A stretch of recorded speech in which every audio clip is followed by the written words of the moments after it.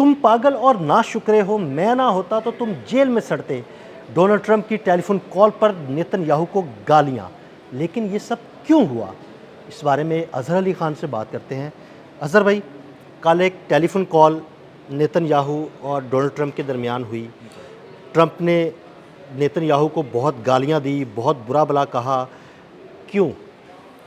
आदिल भाई, नेतन्याहू जो है वो बेकाबू हो चुका है, पागल हो चुका है और एक वहशियों की तरह रिएक्ट कर रहा है हर मामले के ऊपर, और एक्ट भी कर रहा है और रिएक्ट भी कर रहा है। अब ये कर क्या रहा है कि ये जहाँ पे भी बात दुनिया अमन की तलाश में है, और डोनाल्ड ट्रंप भी थक चुके हैं, जंग से बुरी तरह हार चुके हैं, ज़ख्म खुर्दा हैं, तो अब वो चाहते हैं कि इस ईरान के साथ डील करें और यहाँ से बाहर निकलें। अब जब वो कोई बात करने जाते हैं, जब दुनिया कोई अमन का मौका तलाश कर लेती है, ये जाके एक फुलझड़ी छोड़ देता है, वहाँ पर एक बम गिरा देता है, ईरान को लबनान में बम गिरा देता है। जब लबनान में बम गिराता गिराता है तो ईरान जो है वो उस पर गुस्सा करता है जी, और ईरान कहता है कि हम मुज़ाकरात नहीं करेंगे। बिल्कुल। और इसके साथ साथ इन्होंने वाइट हाउस में अपने लोग छोड़े हुए हैं, नेतन्याहू ने, जो डोनाल्ड ट्रंप की इस डील को डीरेल कर देते हैं ईरान के साथ। और जब भी ऐसा लगता है कि कोई चीज़ बनने जा रही है, अंदर से वाइट हाउस के कुछ लोग और उसकी जो ट्रंप एडमिनिस्ट्रेशन है उसके कुछ लोग बीच में इस तरह से कुछ बयान देते हैं, बात करते हैं। हम उन्हें यहूदी एजेंट कह सकते हैं। बिल्कुल, यहूदी एजेंट हैं और प्लांट किए गए हैं वाइट हाउस के अंदर नेतन्याहू की जानिब से, और इसको इंश्योर कर रहे हैं कि किसी भी तरह ईरान के साथ डील ना हो सके, ईरान के साथ अमन ना हो सके और मुसलसल हालत जंग में रहें, क्योंकि यहाँ पर आग लगाए रखना मशरिक़ वस्ता में ये उसके लिए बहुत ही उसके लिए फ़ायदे की बात है, और उसके वो यही चाहता है नेतन्याहू।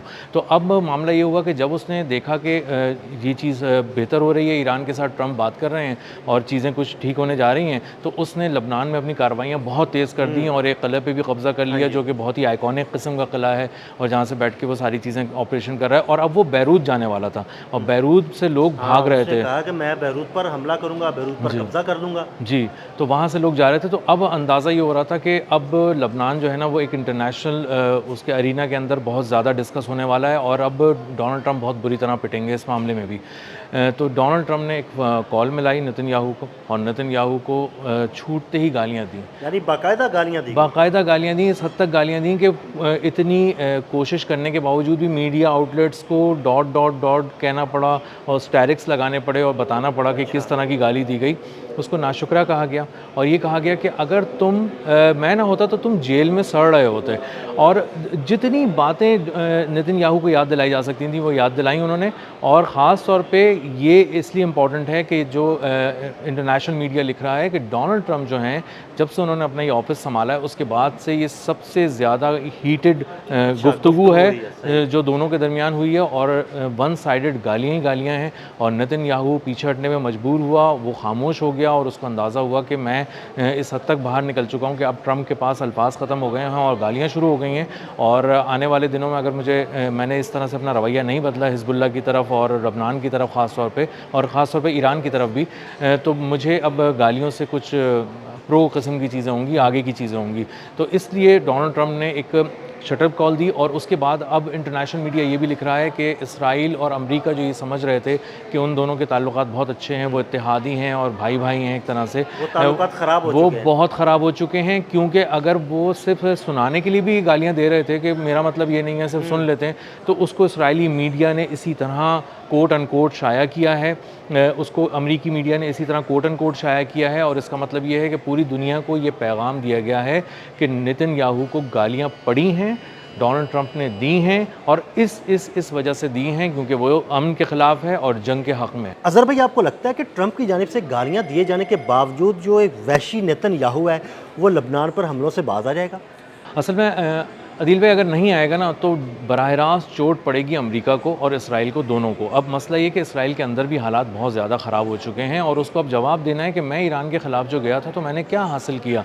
आपने ईरान से कुछ भी हासिल नहीं किया, जबकि आपने शुमाली इसराइल को इस वक्त भी वही वैसा ही बना दिया जैसे मार्च में आपने सेंट्रल इसराइल को बना दिया था कि वहाँ सायरन बज रहे हैं, लोग बंकर्स में घुस रहे हैं, स्कूल बंद हो गए हैं, आके उनके आयरन डोम तबाह हो रहे हैं, बहुत ही बुरा हाल हुआ हुआ है। शुमाली इसराइल में इस वक्त बाकायदा जंग हो रही है, और हिज़्बुल्लाह ने उसमें क़यामत ढा दी है। बड़े मिसाइल फायर किए जा जी रहे जी, हैं। आयरन डोम, 100 मिलियन डॉलर की चीज़ें ऐसे उड़ रही हैं कि कोई मतलब आप कह ही नहीं सकते। और 8-8 किलो के जो FPV ड्रोन है उसमें टैंक शिकन बारूदी मवाद लगा के एक एक फौजी को हिट कर रहे हैं। तो आप देखेंगे 8 किलो का सिर्फ ड्रोन है और उसमें से 6 या 7 किलो का तो बारूदी मवाद है उसमें। जी, उसमें 7 किलो बारूदी मवाद है, टैंक शिकन बारूदी मवाद है, आम बारूदी मवाद भी नहीं है। यानी आप चाहें तो फौजी के परखचे उड़ा दें, आप चाहें तो वहाँ टैंक के परखचे उड़ा दें, चाहें तो किसी कंपाउंड को बड़े को उड़ाना है तो उड़ा दें।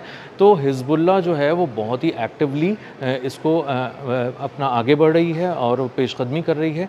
और शुमाली इसराइल इस वक्त जहन्नुम बन चुका है और अब सेंट्रल इसराइल की बारी है। बहुत सारी जगहों पे वहाँ पे अटैक्स किए जा रहे हैं, सेंट्रल इसराइल तक मामला पहुँच चुका है। और इसका मतलब ये है कि तेल अवीव जो है वो अब ख़तरे में है और नेतन्याहू को अब जवाब देना पड़ेगा। अब चूँकि वो नाकाम हो गया बुरी तरह, तो अब उसके पास कोई जवाब नहीं है, तो उसको ब्रेक लगाने पड़ेंगे लबनान में हर सूरत। और अगर वो नहीं लगाएगा तो फिर लाशों के जो ताबूत है ना बंद लाशों में, वो तो अगर वो ब्रेक नहीं लगाता लबनान में, तो अमेरिका तो इस खित्ते में फंसता चला जाएगा।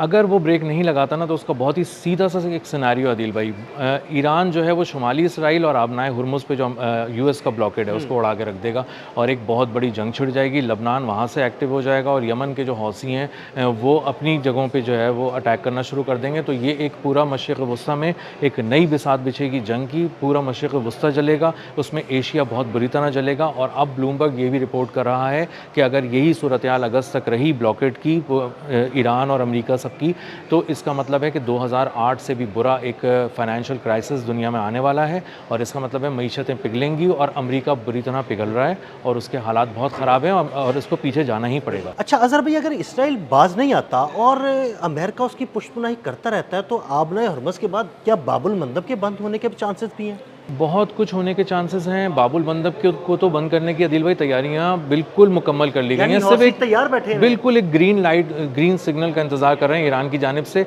$5 मिलियन उन्होंने फीस रख दी है, जो कि ईरान ने आबनाए हुर्मुज़ पे $2 मिलियन रखी है।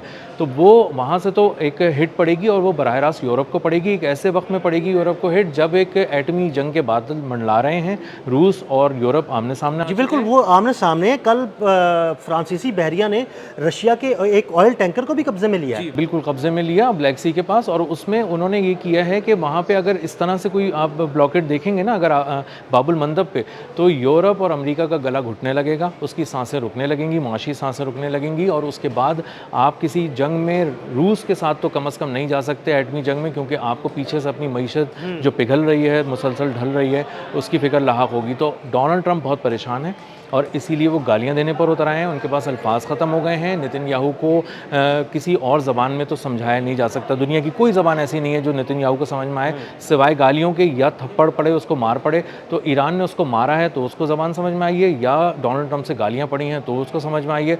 और अब अंदाज़ा ये हो रहा है कि इसराइल बहुत ही बुरी तरह पीछे जा चुका है। और डोनाल्ड ट्रंप ने यह भी कहा है कि दुनिया तुमसे नफ़रत कर रही है और दुनिया इसराइल से नफरत कर रही है, शदीद नफरत करती। तुम्हें आइडिया ही नहीं है कि दुनिया, बल्कि इसके ये मैं आपकी इसी बात को आगे बढ़ाऊंगा कि एक सर्वे भी सामने आया जिसमें शायद कोई 97% दुनिया के लोगों ने या दुनिया के ममालिक ने बड़ी नफरत का इजहार किया इसराइल के साथ।